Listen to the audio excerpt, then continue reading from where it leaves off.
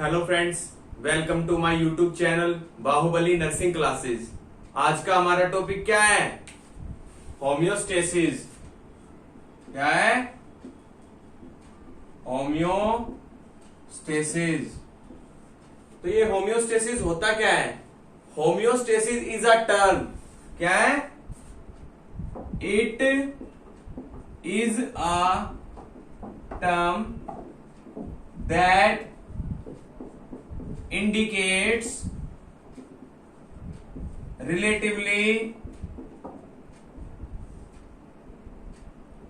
stability of the internal environment. It is a term that indicates relatively stability of the internal environment. तो इससे क्या समझ में आया आपको? ये क्या है? एक स्टेबिलिटी मेंटेन करती है। कहां पे? Internal environment. तो ये इंटरनल एनवायरनमेंट क्या है? जो हमने पढ़ा था आईसीएफ, ईसीएफ, इंट्रावस्कुलर, इनमें आपस में जो स्टेबिलिटी मेंटेन करती है उस प्रोसेस को क्या बोलते हैं? होम्योस्टेसिस बोलते हैं। या इसको हम सिंपल लैंग्वेज में क्या कह सकते हैं? Maintaining body fluid and electrolytes. तो वो क्या है? होम्योस्टेसिस। क्या है वो? होम्योस्टेसिस। अब ये होम्योस्टेसिस हमने पता कर लिया क्या है? Maintaining body fluid and electrolytes. अब बॉडी फ्लूइड और इलेक्ट्रोलाइट्स को मेंटेन करने के लिए जो सबसे ज्यादा अहम भूमिका निभाती है वो क्या है? Kidney. Kidney plays a major role to maintain body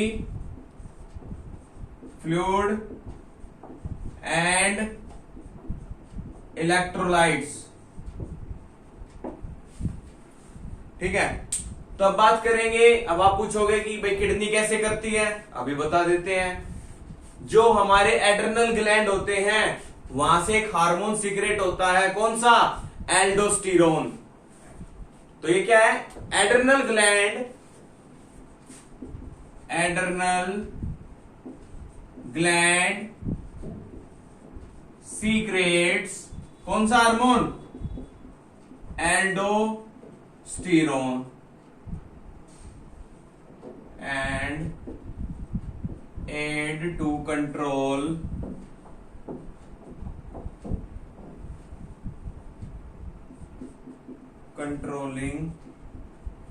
the extracellular fluid volume। कैसे? by regulating amount of sodium reabsorbed by kidney। तो इसको आसान सिंपल लैंग्वेज में समझ लो। क्या है? एड्रेनल ग्लैंड होता है, वहां से एक हार्मोन सीक्रेट होता है, उसका नाम है एल्डोस्टेरोन, जो क्या करता है? किडनी को कमांड देता है। किस चीज के लिए? To reabsorb sodium. जो बॉडी के अंदर सोडियम है उसको क्या करे? बाहर निकलने से रोके और क्या करे? रीएब्सॉर्ब करे। कौन करेगी? किडनी करेगी। ठीक है, ऐसे ही दूसरा हार्मोन होता है। कौन सा? Anti diuretic hormone. कौन सा हार्मोन होता है? ADH. ADH anti diuretic hormone. ये कहां से सीक्रेट होता है? Secreted through pituitary gland.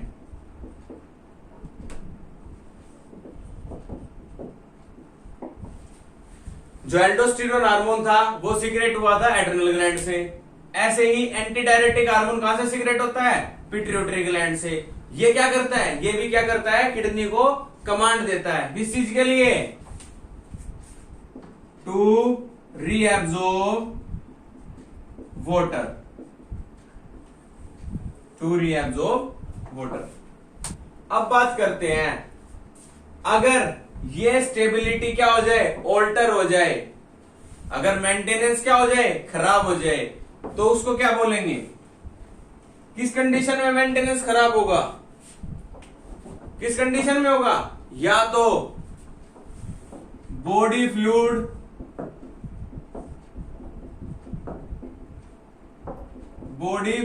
Volume deficit, या फिर बॉडी फ्लूइड वॉल्यूम ओवरलोड। या तो फ्लूइड वॉल्यूम की क्या हो जाएगी, बॉडी के अंदर कमी हो जाएगी, या फिर क्या हो जाएगी, अधिकता हो जाएगी, तो भी ऑल्टर हो जाएगा, जो मेंटेनेंस है वो क्या हो जाएगा, ऑल्टर हो जाएगा। अब ये बॉडी फ्लूइड वॉल्यूम डेफिसिट कैसे होता है, या बॉडी के अंदर फ्लूइड की मात्रा ज्यादा कैसे होती है, ठीक है। तो पहले बात करते हैं हम बॉडी फ्लूइड वॉल्यूम डेफिसिट की। फ्लूइड वॉल्यूम डेफिसिट, ठीक है। फ्लूइड वॉल्यूम डेफिसिट क्या होती है, जितनी हमारी बॉडी को फ्लूइड वॉल्यूम की क्या हो जाती है, नीड होती है, उतनी हम नहीं ले पाते हैं, तो वो क्या कहलाती है, फ्लूइड वॉल्यूम डेफिसिट। इसका दूसरा नाम क्या है, डिहाइड्रेशन। क्या है, डिहाइड्रेशन, ठीक है। मतलब जितनी हमारी बॉडी को फ्लूइड वॉल्यूम की क्या थी, आवश्यकता थी, उतनी फ्लूइड वॉल्यूम हमारी बॉडी के अंदर हम नहीं इंटेक कर पा रहे हैं, तो वो क्या कंडीशन होगी, डिहाइड्रेशन की, ठीक है। अब आते हैं, ये जो डिहाइड्रेशन होता है ये कितने टाइप का होता है, जो ये डिहाइड्रेशन है या फ्लूइड वॉल्यूम डेफिसिट है, ये कितने टाइप का है, तो ये 3 टाइप का होता है। Types of dehydration.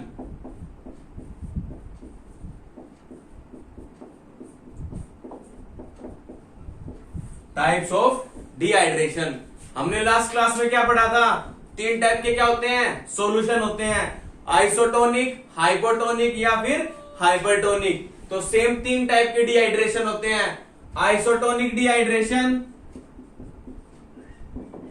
Isotonic dehydration,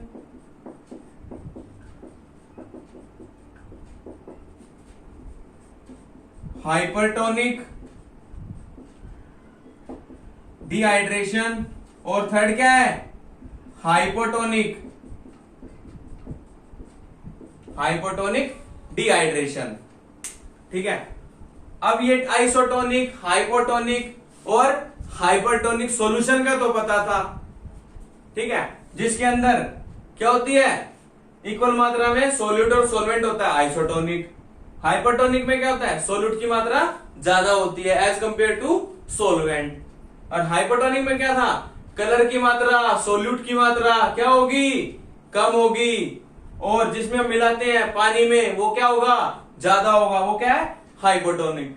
same ऐसे ही आइसोटोनिक डिहाइड्रेशन है, कैसा है, सेम ऐसे क्या है, आइसोटोनिक डिहाइड्रेशन है, जब बॉडी के अंदर से वाटर और डिजोल्व्ड इलेक्ट्रोलाइट्स सेम प्रोपोर्शन में क्या होंगे, लॉस होंगे, बॉडी से बाहर निकल जाएंगे, वो क्या होगा, किस टाइप का डिहाइड्रेशन होगा, आइसोटोनिक डिहाइड्रेशन होगा, ठीक है। चलो इसकी बात करते हैं, isotonic dehydration. Isotonic dehydration,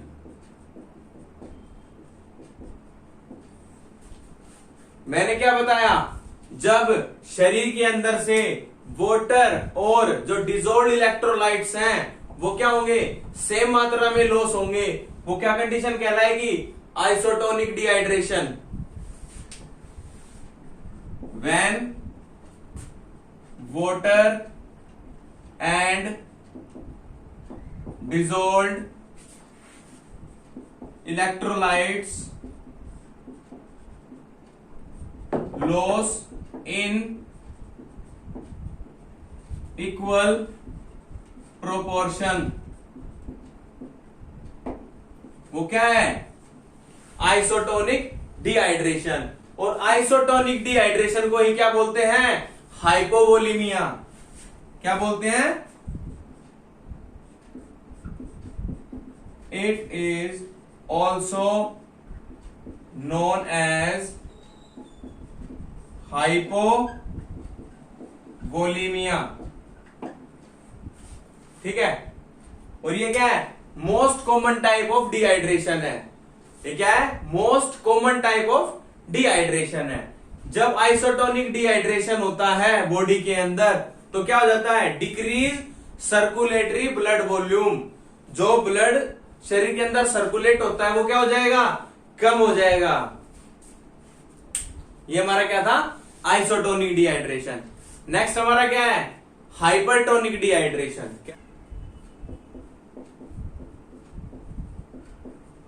hypertonic dehydration. अब क्या होगा इसमें? हाइपरटोनिक क्या था? सोल्यूट की मात्रा क्या होगी? ज्यादा होगी। और सोल्यूट की मात्रा मतलब जो डिसॉल्व्ड इलेक्ट्रोलाइट्स हैं उनकी मात्रा ज्यादा कब होगी? जब सोलवेंट की मात्रा कम होगी। यानी कि यहां क्या लॉस होगा? वाटर का लॉस होगा। Water loss exceeds electrolyte loss. मतलब कि लॉस तो इलेक्ट्रोलाइट और फ्लूइड दोनों का होगा, मतलब इलेक्ट्रोलाइट और वाटर दोनों का होगा, लेकिन वाटर की मात्रा क्या होगी? ज्यादा लॉस होगी। इलेक्ट्रोलाइट की मात्रा क्या होगी? कम लॉस होगी। तो एक स्टेप का डिहाइड्रेशन हुआ, हाइपरटोनिक डिहाइड्रेशन। इसलिए ही जो क्लासेस है वो क्या है? एक दूसरे से इंटरकनेक्टेड है। लास्ट क्लास में मैंने बहुत अच्छे से बताया था हाइपरटोनिक, हाइपोटोनिक और आइसोटोनिक सॉल्यूशंस। ठीक है, कंसंट्रेशन। तो जिसने भी ये वीडियो नहीं देखी है तो प्लीज लास्ट क्लास की वीडियो जरूर देख ले, आपको ये अच्छे से समझ आ जाएगा। ठीक है, तो वाटर लॉस क्या होगा? ज्यादा होगा। किससे? इलेक्ट्रोलाइट से। वो कंडीशन क्या कहलाई हमारी? हाइपरटोनिक। इस कंडीशन में क्या होता है? फ्लूइड लॉस या फ्लूइड का मूव करता है, move fluid from ICF. ICF क्या है? Intracellular fluid. तो ये फ्लूइड कहां मूव कर रहा है? इंट्रासेलुलर फ्लूइड से कहां मूव करेगा? To ECF and interstitial fluid space. ECF extra cellular fluid और इंटरस्टिशियल फ्लूइड, ये भी मैंने आपको लास्ट क्लास में बता दिया था। ये चीजें होती क्या है? इंटरस्टिशियल क्या होता है? वो फ्लूइड जो दो सेलों के बीच में पाया जाता है वो क्या है? इंटरस्टिशियल स्पेस या इंटरस्टिशियल फ्लूइड। ठीक है, अगर आईसीएफ का फ्लूइड एक्स्ट्रा सेलुलर या फिर इंटरस्टिशियल स्पेस में आ गया तो आईसीएफ क्या हो जाएगा? श्रिंक हो जाएगा। क्या हो जाएगा? सुकड़ जाएगा। इसके कारण क्या हुआ? दैट रिजल्ट प्लाज्मा वॉल्यूम क्या होगी? Increase and cellular dehydration. Cellular dehydration. तो हाइपरटोनिक डिहाइड्रेशन को क्या बोलते हैं? सेलुलर डिहाइड्रेशन भी बोलते हैं, क्योंकि आईसीएफ से फ्लूइड कहां मूव हो गया? ईसीएफ और इंटरस्टिशियल स्पेस में। ठीक है, जिसके कारण प्लाज्मा वॉल्यूम क्या होगी? इंक्रीज होगी और सेलुलर क्या हो गया? डिहाइड्रेट हो गया या फिर श्रिंकेज। ठीक है, नेक्स्ट क्या है?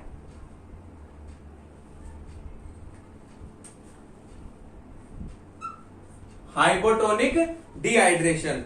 जैसे हाइपोटोनिक क्या था? जिसमें सोल्यूट की मात्रा क्या होगी? कम होगी। मतलब यहां किसका लॉस ज्यादा होगा? इलेक्ट्रोलाइट्स का। Electrolyte loss exceeds water loss, यानी कि इलेक्ट्रोलाइट का लॉस क्या हुआ, ज्यादा हुआ, किससे, पानी से या फिर सॉल्वेंट से। यहां क्या कंडीशन होगी, फ्लूइड कहां मूव करेगा, move fluid from plasma ECF या फिर इंटरस्टिशियल स्पेस टू कहां पे करेगा, ICF के अंदर, इंट्रासेलुलर फ्लूइड कहां पे करेगा, intracellular fluid, ECF to ICF करेगा, जिसके कारण क्या होगा, दैट रिजल्ट या that causes decrease plasma volume, plasma volume क्या हो जाएगी, घट जाएगी, तो कहां चला गया, सेल के अंदर, जिसके कारण क्या होगा, cell edema and cell edema या फिर स्वेलिंग, सेल एडिमा या फिर स्वेलिंग या फिर सूजन। तो ये हमारे क्या थे, 3 टाइप के डिहाइड्रेशन, ठीक है। तो नेक्स्ट हम बात करेंगे, जो ये डिहाइड्रेशन है ये किन कारणों से होता है, इसकी क्या कॉजेज हैं, causes of dehydration, causes of dehydration. तो 3 टाइप के डिहाइड्रेशन हमने पढ़े थे, आइसोटोनिक, हाइपरटोनिक और हाइपोटोनिक। तो जो आइसोटोनिक डिहाइड्रेशन है वो किसकी वजह से होता है, loss of isotonic solution, loss of isotonic, loss of isotonic fluid from the body. दूसरा हाइपरटोनिक, क्या था, हाइपरटोनिक डिहाइड्रेशन। हाइपरटोनिक डिहाइड्रेशन किसकी वजह से होता है, हाइपरवेंटिलेशन, हाइपरटोनिक डिहाइड्रेशन ये क्या क्या कॉज है, हाइपरवेंटिलेशन, हाइपरवेंटिलेशन का मतलब समझते हो, शरीर के अंदर वेंटिलेशन का मतलब हो गया, वेंटिलेट का मतलब क्या, ऑक्सीजन, या फिर ऑक्सीजन की मात्रा क्या हो जाती है, ज्यादा हो जाती है, वो क्या है, hyperventilation. Prolonged fever, kidney disease,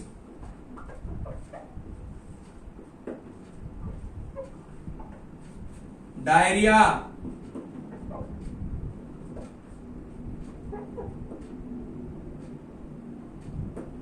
ये सब किसके कारण है, हाइपरटोनिक डिहाइड्रेशन के। और diabetes insipidus, diabetes insipidus, diabetes insipidus क्या है, डायबिटीज इंसिपिडस क्या है, ऑल्ट्रेशन इन एडीएच हार्मोन, ऑल्ट्रेशन इन एडीएच हार्मोन। तीसरा कौन सा पढ़ा था हमने, हाइपोटोनिक डिहाइड्रेशन, उसके क्या क्या कॉजेज हैं, हाइपोटोनिक डिहाइड्रेशन, इसके क्या क्या कॉजेज हैं, क्रोनिक इलनेस, कोई भी लंबे समय से कोई बीमारी हो, chronic malnutrition, chronic malnutrition, excessive fluid volume replacement, मतलब हाइपोटोनिक सॉल्यूशन ज्यादा एडमिनिस्टर कर दिया हो तो भी क्या हो जाएगा, हाइपोटोनिक डिहाइड्रेशन। तो ये हमारे क्या थे, कोजिस थे, किसके, डिहाइड्रेशन के। Intervention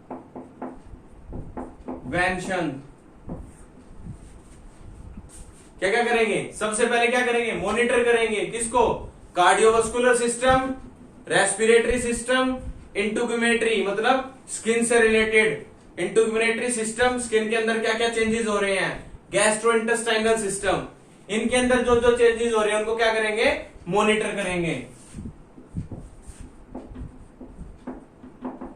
monitor GI system, cardiovascular system,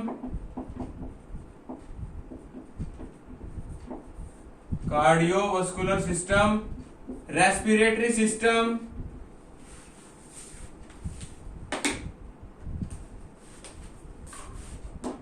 respiratory system, इंटुगुमेटरी,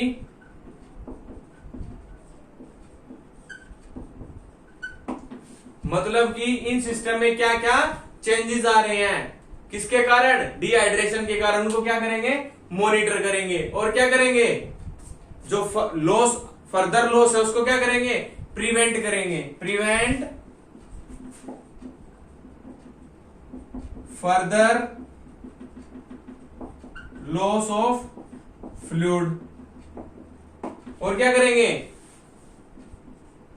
intake of fluid increase, fluid की मात्रा क्या करेंगे, इनटेक की मात्रा क्या करेंगे, फ्लूइड की बढ़ा देंगे। अगर ओरली पॉसिबल है तो ओरली, नहीं तो क्या करेंगे, आईवी थेरेपी, क्या देंगे, इंट्रावीनस थेरेपी।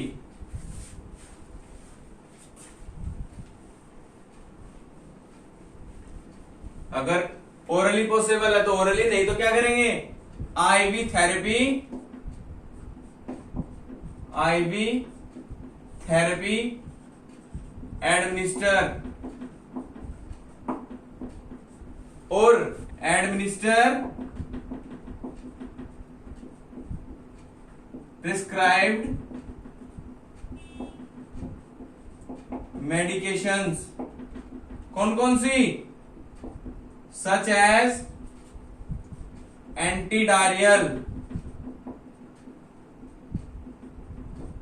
अगर डायरिया की कंडीशन है उसके लिए एंटीडायरियल, और एंटी इमेटिक्स, इमेटिक्स क्या होती है, उल्टी वगैरह आती है, उल्टी दस्त के लिए देते हैं ना, एंटीपायरेटिक्स, एंटीपायरेटिक्स बुखार के लिए। ऑक्सीजन की जरूरत है तो एडमिनिस्टर ऑक्सीजन इफ नीडेड, अगर जरूरत है तो क्या देंगे, ऑक्सीजन। और मॉनिटर करेंगे इनटेक और output chart, maintain electrolyte balance. तो ये क्या था, डिहाइड्रेशन। नेक्स्ट क्लास में हम पढ़ेंगे फ्लूइड वॉल्यूम ओवरलोड या फिर फ्लूइड वॉल्यूम ओवर हाइड्रेशन। ठीक है, thank you for watching my video.